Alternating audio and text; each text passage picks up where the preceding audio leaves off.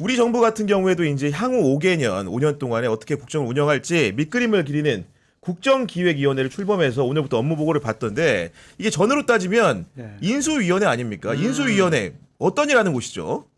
청사진 그리는 거죠. 네. 그러니까 설계도를 그리는 거예요. 정치, 사회, 경제, 문화, 외교 이런 분야에 있어서 앞으로 이재명 정권이 어떠한 정책 방향을 세울 것이냐, 그걸 밑그림을 그리는 건데 이게 원래는 이제 인수위 기간 2달 동안 하는 건데 그렇죠. 인수위가 없었기 때문에 음. 앞으로 이게 몇 달 동안 활동할지 모르겠지만 밑그림을 잘 그리시기 바랍니다. 제 친한 후배도 거기 들어가 있더라고요.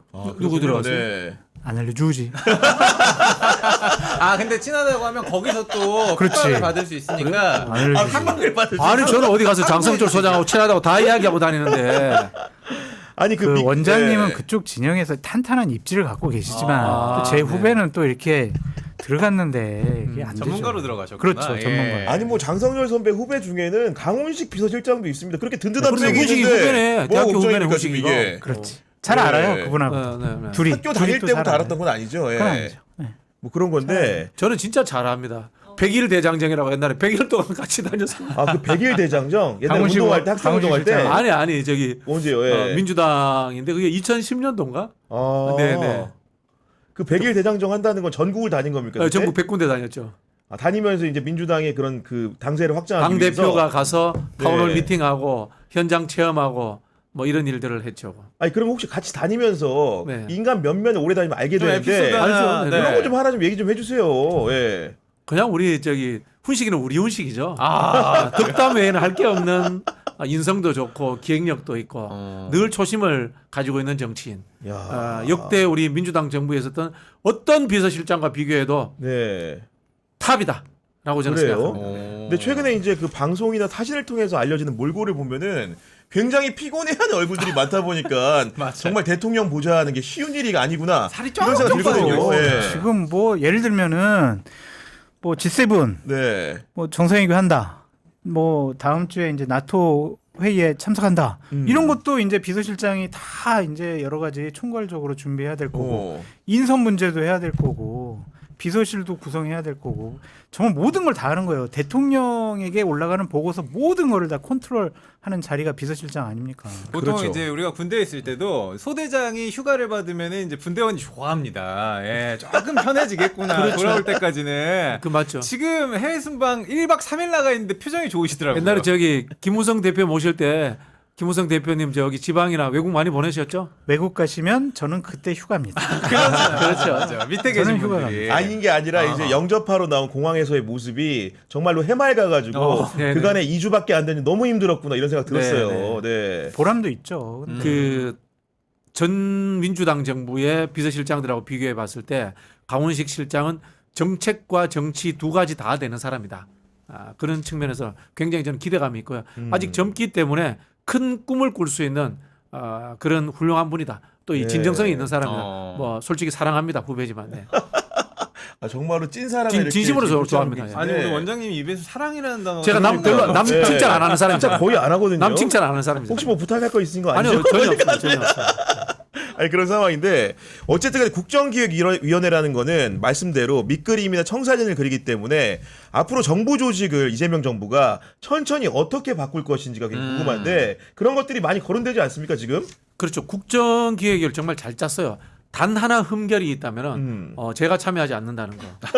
이게 살짝 좀 아쉽긴 합니다만은 네. 보통 이렇게 합니다. 국정 목표, 6대 국정 목표, 그다음에 100대 국정 과제 이런 식으로 이제 목표는 뭔가 하면요. 국가가 장기적으로 나아가야 될 방향. 복지 국가로 간다. 평화 체계적으로 간다. 그다음에 경제는 뭐 케인즈주의다. 또는 시장 근본주의다. 이런 것들을 정하고요. 과제는 그때부터는 공약입니다. 구체적으로 네. 뭐 예를 들어서 어디 고속철도 닦는다라든가 항만을 닦는다. 또는 복지 정책에서 이러한 복지를 한다라는 구체적인 정책을 내놓는 것이 과제다. 이렇게 이제 짜가는데요. 부처에서 공무원들이 일단 만들어 옵니다.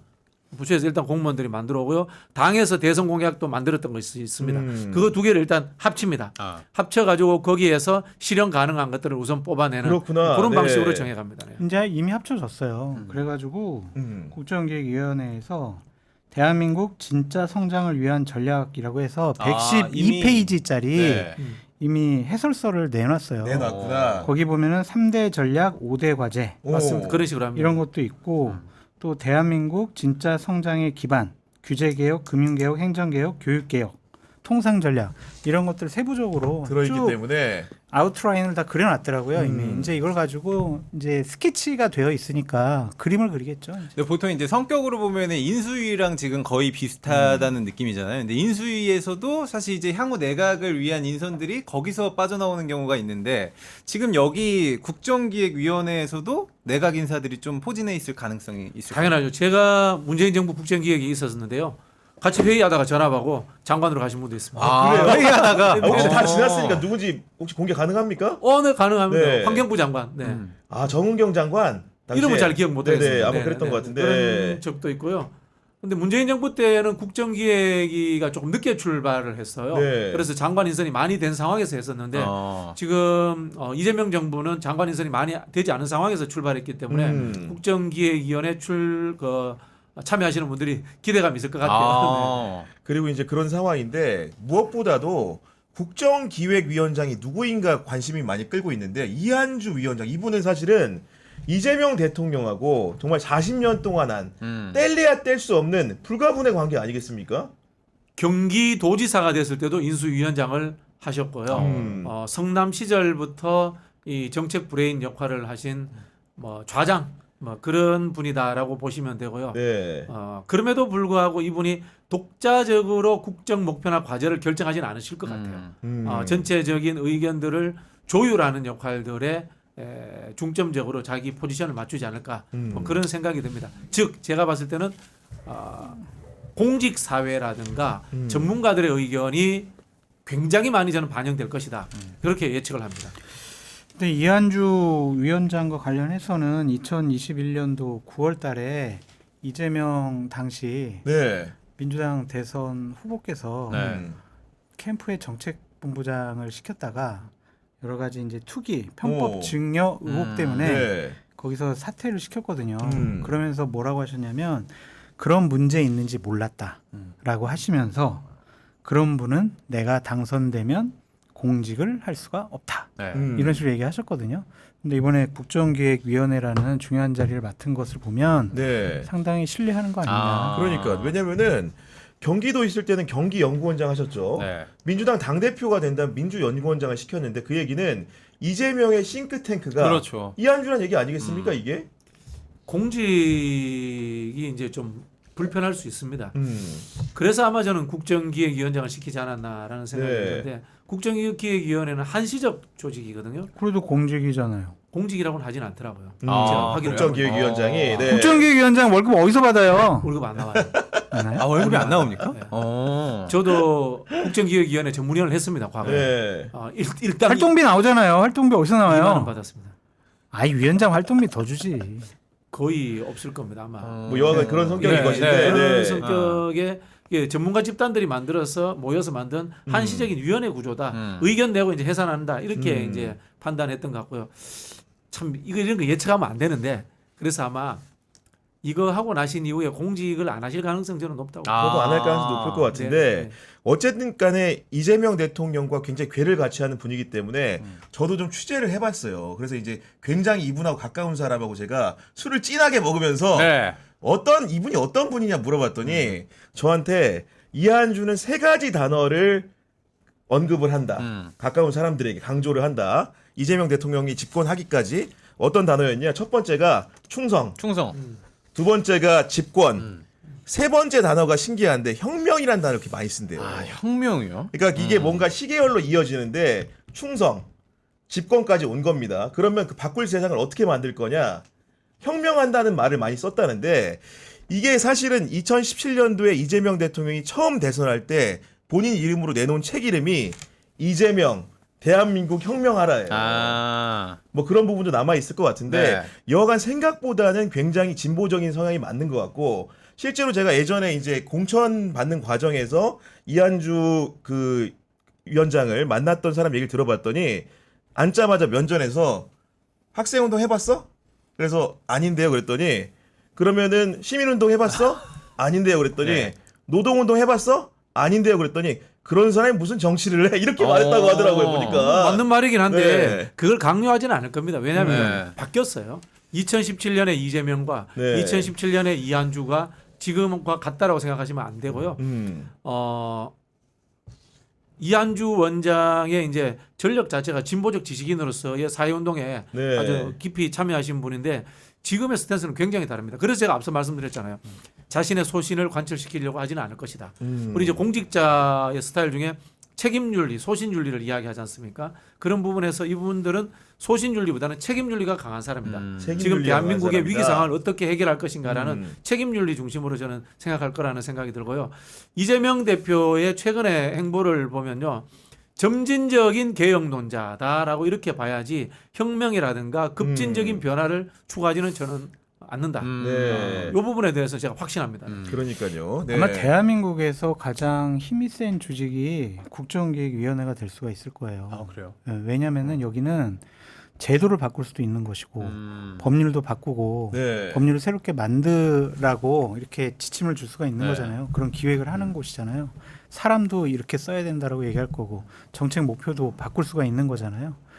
안테나 같은 역할이란 말이에요. 그러니까 제일 센 조직이라고 볼 수가 집행을 위한 힘은 사실 좀 없는. 없죠. 네. 그건 이제 네. 행정부가 알아서 할 건데 그 행정부를 바꿀 수 있는 힘이 여기에 있으니까 예를 들면은 그렇죠. 국정기획위원회에서 기재부를 없애버리겠다. 네. 뭐 둘로 셋으로 나눠버리겠다. 그러네. 그러한 개혁에 이제 대해서는. 개혁에 대한 네. 청사진을 그릴 수가 있으니까 음. 공무원들 보고 자 일로 와서 보고해 그러면은 아마 대통령실보다 여기 먼저 가서 뭐 보고 그럴 거예요. 그래서 네. 공무원에 녹아나면 절대 안 됩니다. 저도 반성합니다.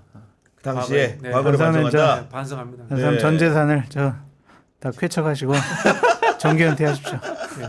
아니 근데 이번에 국정기획위원회 같은 경우에는 네. 총 7개 분과 55명의 위원으로 구성이 돼 있는데 특이점이라고 한다면은 현역 의원이 무려 22명 참여하고 있는 거고 오. 거기에는 당의 정책위 위원장인 진성준 의원도 포함이 돼 있고 그리고 이제 이게 보면 문재인 정부 때 국정기획 자문이라는 자문단을 다뤘었는데 그때보다도 현역 의원이 9명이 많아요. 그리고 이제 잘하시네요. 예를 들면 허은하라든가 뭐 홍성국, 김병욱 같이 전 의원까지 포함하면은 네. 전현직 의원만 27명이기 때문에 기본적으로 뭔가 현장에 있는 입법이라든가 집행을 제대로 해보겠다 이런 뜻이 담겨 있는 거 아니겠습니까? 잘하시는 거예요. 관료랑 교수 출신들만 해놓으면 뭐 허황된 이상론에 빠질 수가 있거든요. 그러니까 의원들이 들어가게 되면은 현실적으로 실현 가능한 것들을 필터링할 수가 있는 거예요. 네. 아이디어 내놓는 쪽과 어쨌든 입법과 예산을 다뤄본 쪽이 힘을 합치게 되면은 어떠한 오류를 수정해 나갈 수가 있는 거죠. 그래서 참 전 이런 점들이 이재명 대통령께서 참 잘하시는 것 같아요. 정치인들을 자꾸 이제 이러한 기획위원회라든지 네. 내각이라든지 비서실에 많이 배치하는 것은 대단히 잘하는 일이다. 그렇게 근데 보여요. 저는 개인적으로 궁금한 게 이한주 위원장과 이재명 대통령의 관계가 예를 들면은 동지적인 건지 아니면 말 그대로 언론 보도에는 또 멘토라고도 나오는데 어떤 관계인 겁니까 도대체 굳이 정의를 한다면? 뭐 동지이기도 하고 네. 형이기도 하죠. 형님이기도 하죠. 형님이기도 한 거예요? 네, 네. 그렇게 보시는 게 맞을 것 같고요.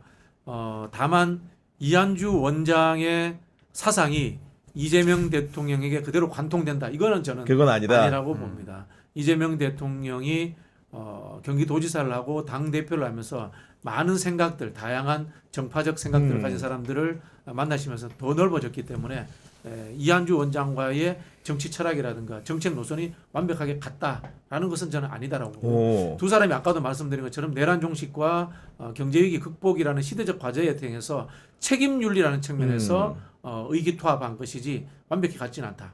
뭐 그 말씀은 꼭 드려야 될 것 같은데 그게 왜 그러냐면요. 이한주 원장의 전공이 거시경제가 아니에요. 근데 국가를 운영하는 데는 거시경제적 측면이 우선적으로 그렇죠. 네. 존재해야 되거든요. 그런 부분에서 이번에 정책실장을 벌써 임명을 해버렸습니다. 관료 출신으로서 그렇죠. 임명을 했거든요. 네. 그런 부분에서 이재명 대표는 제가 보기에는 주류적 경제 정책을 만드는 흐름들과 궤를 같이 하실 것이다. 라고 저는 그렇게 짐작합니다. 여기서 제가 살짝 이렇게 단독 하나 가면은 단독입니다. 지금 이제 최근에 이한주 위원장이 네. 국정기획위원회 한 분을 모시려고 엄청나게 공을 지금 쏟고 있다고 하는데 네. 그게 아까 말했던 이재명 대통령의 주류적 지향과 거시경제의 부족한 부분을 채워줄 수 있는 사람 혹시 짐작이 가는 분 있습니까 혹시? 접니까?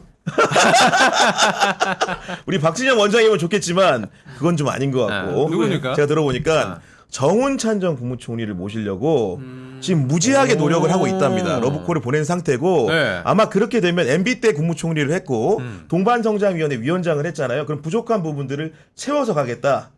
정운찬 총리가 동방선장이라는 말을 우리나라에서 만든 사람이에요. 네. 만든 사람이고 그게 이른바 이제 케인즈적인 이제 수요 조절 이론의 핵심이거든요.